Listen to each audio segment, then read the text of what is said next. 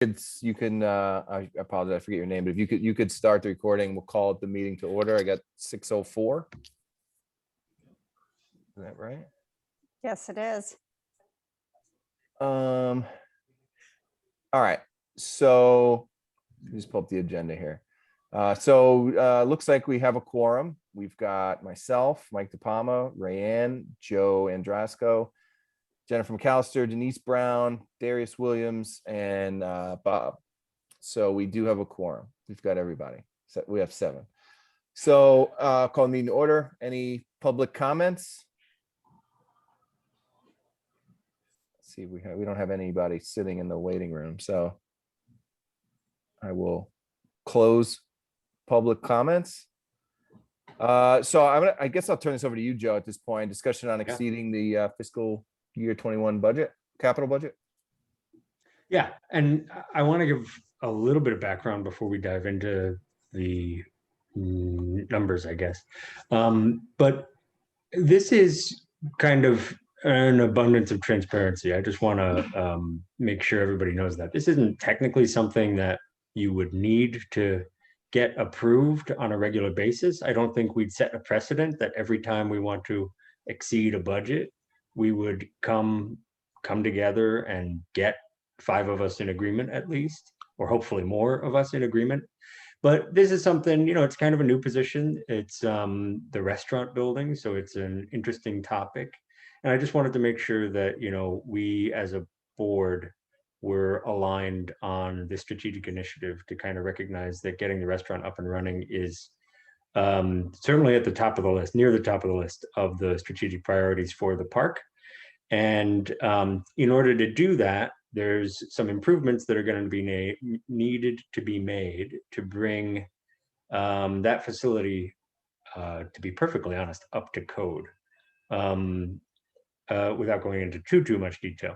But that is effectively what the ask is for. And well, it's not all of it. It's also to some extent to kind of make it the facility that we want to have a grand opening with. I'll go into the high level numbers. I had sent around a sheet to the authority members, I believe yesterday, just a 1-pager to kind of go through the main items. But just to ground, so back in, I think it was June or maybe July 2021, when we were approving the FY21 budget, which is coming to a close on June 30th, 2021. We approved a capital expenditure of $75,000, a budget for that much. We have spent, I'll use rough numbers, it's close enough. We've spent across a couple of projects, approximately 50,000 of that, meaning that there's 25,000 remaining. In total, the CapEx requirements to get the restaurant and the food services up and running amounts to 50,000. So with 25,000 remaining in budget, there's an overage that we would expect that would really hit during May and June, and cause us to go over budget of 50,000. That would cause us to go over budget by 25,000. So, I mean, my recommendation is to actually approve kind of exceeding the capital budget by $30,000. That leaves a little bit of wiggle room. These are estimated costs for everything. And so it leaves a little bit of wiggle room in case one of these estimates turns out to be more than expected, or if the job turns out to be more than expected. I think the relevant context for this is the cash position we currently have is approximately $300,000. We are a little bit over on expenses anyway, but even with that overage on expenses, and that's operating expenses, we have a cash position of $30,000, which was not budgeted. So that's a nice position to be in. We can, basically, what I'm saying is we can afford the $30,000 to go over for this sort of a strategic priority, which, by the way, is a revenue earner, right? So there's payback on this. And this is completely, the final thing I want to say is this is really separate from a discussion of the next year's budget, FY22, which we're currently preparing and finalizing. We're going to have some capital expenditure capacity for FY22 as well. That is above and beyond what we spent and budgeted in FY21. And it's also related to that cash position that we're in. So I think, those are kind of the facts. I'm happy to kind of answer any questions we may have across the authority members. Joe, I have one. Is this, does this include everything Don wanted done, or this is like a scaled down list of his that we prioritize? This is prioritized, and it's a little bit of a compromise list. I mean, there are some elements that we're going to have to punt over into FY22. And there were some elements that as we looked at them, they were actually more operational. And so they could kind of hit OpEx. And there are some elements that just, may not happen. They're going to be deferred. And so I think it's actually a pretty solid, it gets the restaurant where it needs to be. for June 1st. But it's not everything. For June, yeah, ostensibly. I mean, if everything Ideally, goes well, I okay. think we need a little bit of tailwinds to be June 1st. Yeah, but that's fine. Sounds good. It's actually less than I thought he would come up with. I thought the number was going to be a little higher. And I'll note that he did a really good job with that. I mean, we got multiple quotes. He did a lot of digging. He also looked to offset some costs, looking at selling some things that we're not using to offset some costs. So I do give him a lot of credit to kind of bring this wish list down to a realistic number. And it's going to really, I mean, some of the renderings that we've seen, it's going to be amazing. I think it's going to make a real big splash. Also, just note that clandestinely, Don is actually here under the guise of Mike DePalma, but he's on mute. Don, I see your mouth moving. I don't know if you're still on mute. He's still on mute. That's all right. He's on mute, but he's here in spirit. I see him. There he is. Sorry, Now guys. you're Can you hear me now? Yeah, Yep. we got you. And just for the minutes, that's Don Mastronardi, general manager, is in attendance. So. Yeah, guys, just on a note, I heard everything you guys were talking about. That budget, like I was saying before, I've done everything I can to push back on these guys. And the reason we come up with that one contractor that we got them down to like the 27,000 is that we're going to barter with the painter. We're going to barter with the electrician, barter with the plumber. Those are all my guys, so that'll help. I got the halfway house all done with literally costing us nothing. We bartered with golf and food. So the halfway got sheetrocked, taped, and painted for nothing. My electrician, same thing, went in there and got it up to code, so we're good there. Not going to cost us anything. I'm going to donate the refrigerators up there, so we don't have to worry about anything like that. The only thing I'm not sure of is the grill that's up there. I still haven't had a chance to get BTU in there to check it, but I think it just needs knobs, to be honest with you. And then I'm going to go ahead and buy like the hot dog roller and everything. It's only like a couple $100 just to help, curb some of the costs for everything too. So, and just to put that into context, and we originally were looking at that halfway house, which to Joe's point earlier would not have been able to open. It wasn't up to code. We had estimated that probably about $10,000. So again, it's a testament to Don. I mean, that was something that we were anticipating having to come out of this capital budget and was able to be offset by Don's charming smile. See it? There it is. I threatened Rocco and Vito to go after these guys. So Don, what is the, I had heard at some point that you had an idea or somebody did about building a bar that could be accessed from the patio also, like in the middle of the dining room. Is that something that's being considered or no? No, it wasn't feasible with all the contractors we talked to, the three that we talked to, it wasn't a feasible option because it would have added actually additional cost because it's sitting on a concrete slab. You would have had to do so much digging down and all that was expensive. So what we are going to do is we're going to put a rail bar on one of the window sides on the left hand. So if you're coming in from the front, the one closest to where the current bar is, we're gonna do like a rail bar right along those windows there where you can sit up from there. And we think that'll be a nice little thing where people can just sit and stand and look outside right out and open the windows even and almost have to be on the patio, but being from the inside. So it'll be almost like a bar-like option without sitting at the actual bar. The bar is going to go along that wall where you come in and along where where it backs up to the kitchen. Just from a plumbing and electrical standpoint, it made the most sense and it saved us the most money to do it that way. All right. Don, is that in this number that you have? Or is that? Yeah, the construction budget, the one that's probably going to be the winning bid, the 27,000 and change I think ended up being, that's the one with the bar build out with everything. That includes the bar build out, some of the changes we're going to do, like we're going to put some of the reclaimed wood on that back window or on the back wall there. Instead of painting it, we're just going to do like a nice, cool looking reclaimed wood look. And then where the current bar is, or the service bar, we're going to make that like a lounge area with like a fake brick look and kind of do like some leather chairs and couches to give that kind of like a cabin feel back there, to make it like a little lounge area for people that just want to kind of sit and have a drink and not necessarily sit and eat and drink at the bar. And that's all for the quote that he gave us. And just to put that in the context in terms of some of the other quotes that you got, I want to say one of them was 80,000. Another one was, I mean, this was by far, and I like the rendering of it, the least expensive. Yep. And he's not charging us like a contractor fee like all these other guys. I mean, these guys are coming in just for the painting at like 15 and 17,000, which is a joke.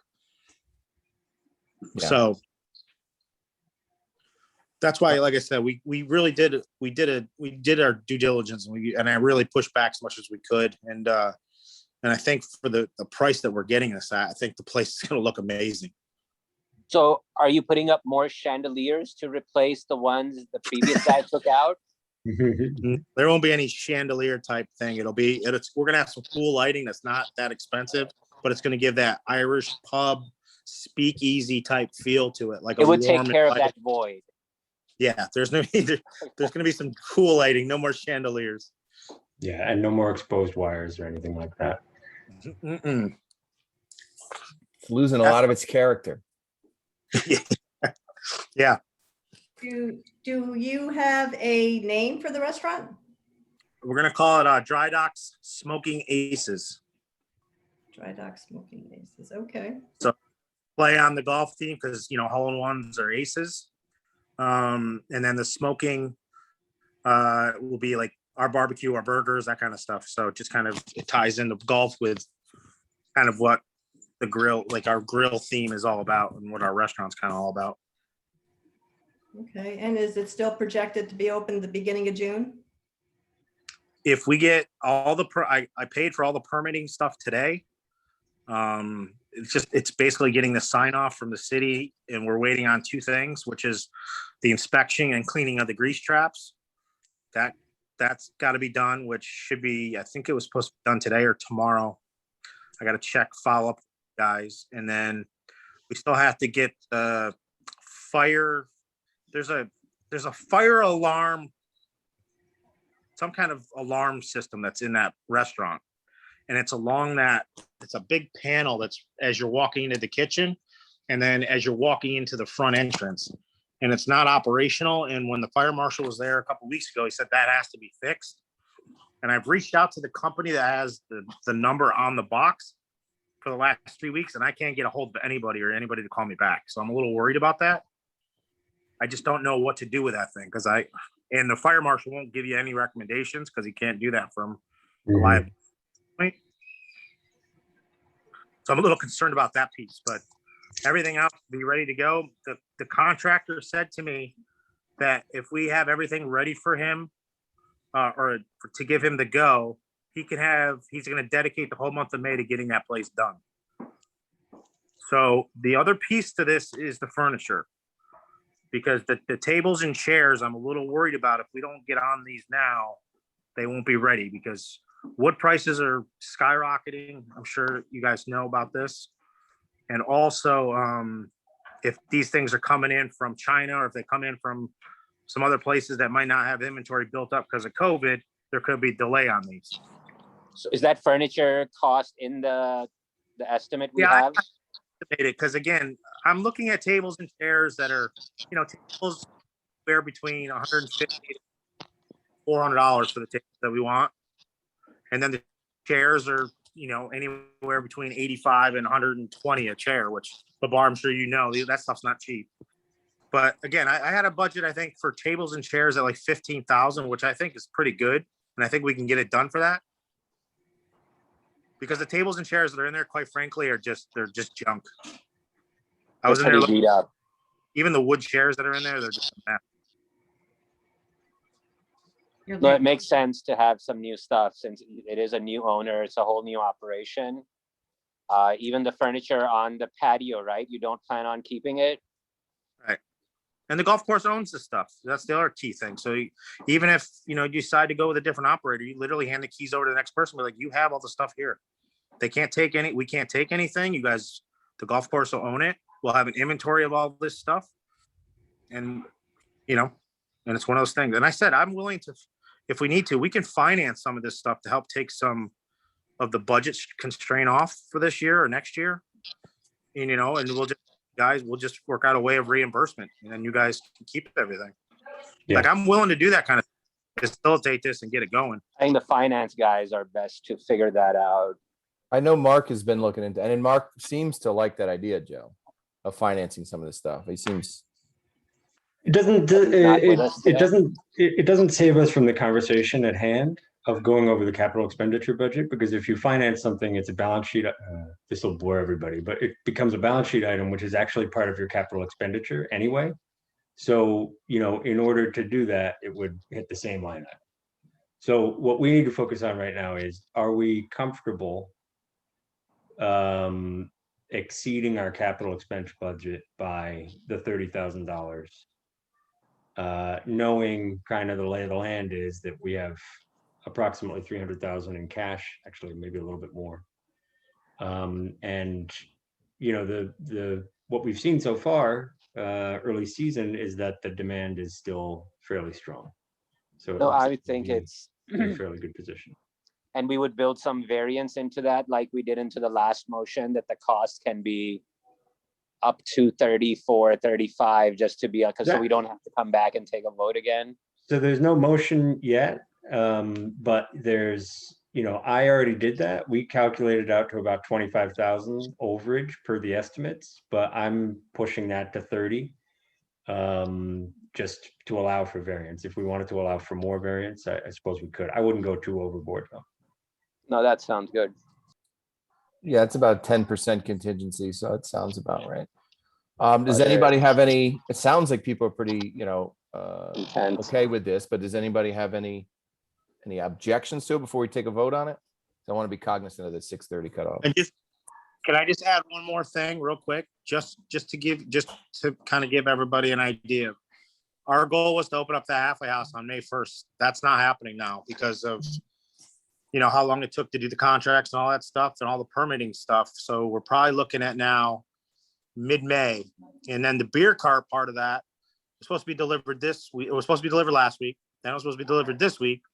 And now the guy's telling me that it's going to be delivered at the end of next week. So, but we're still waiting on the liquor license and all the permitting to be done anyway. So I just want to just keep everybody aware that the more we drag these kind of things out, the longer delay, we're going to miss that June 1st. As it is, we're going to be tight. Yeah, I And think we all done all in a seem month. to be on the same page on that. Yeah, I think we need to Okay. just finally get this going. Are we ready to take a vote? I mean, I think, Joe, you laid it out in pretty good detail. I think we got some good dialogue here, but we ready to, they want to make a motion? Sure. I make a motion as a one-time approval to exceed our FY21 capital expense budget by $30,000. I second. All in favor, say aye. I don't think we need a roll call. All in favor, say aye. I Aye. agree. Any noes? Any abstentions? All right, it passes unanimously. Yeah, next meeting is Thursday, the 20th of May. So on that email thread, we're looking at maybe that meadow, that potential renaming of that meadow, that'll be on the agenda. But anybody have anything else, let us know. But appreciate everybody's time, and we kept it under Yeah. 30 minutes. All Thank you right, so much. thanks, Very guys. Thank you, All right, guys. Really thank you. appreciate To it. adjourn. Bye. Thanks, guys. care, Oh, guys. motion to adjourn. I Sorry. Second. See, I'm not good at this. Thanks, everyone. See you All right. guys. Bye, everybody. Bye.